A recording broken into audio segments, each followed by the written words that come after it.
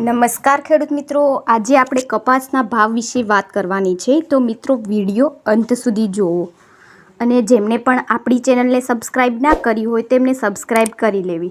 તો શરૂઆત કરીએ મિત્રો. ગત સપ્તાહ દરમિયાન રૂ બજારમાં સતત મંદી સાથે વેપાર થયો અને રૂ ગાસડીના ખાંડીએ ભાવમાં ₹53,000ની સપાટી જોવા મળી હતી.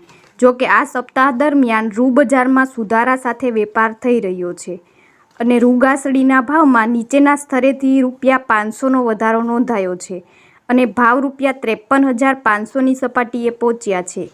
તો મિત્રો કપાસના ભાવમાં ₹1,250થી લઈને ₹1,500ની સપાટીની વચ્ચે વેપાર થઈ રહ્યો છે. તો મિત્રો આ સિઝન દરમિયાન કપાસના ભાવમાં ટેકાના ભાવથી પણ નીચી સપાટી જોવા મળી છે અને સિઝનમાં પ્રથમ 4 મહિનામાં અત્યાર સુધીમાં 160 લાખ ગાસડી આસપાસ રૂની આવક થઈ હોવાનો અંદાજ લગાવાયો છે. જેમાં મિત્રો લગભગ અડધાથી પણ વધુ ખરીદી ટેકાના ભાવે થઈ છે અને મગફળીની જેમ કપાસની ખરીદી પણ આ સિઝનમાં વધી છે.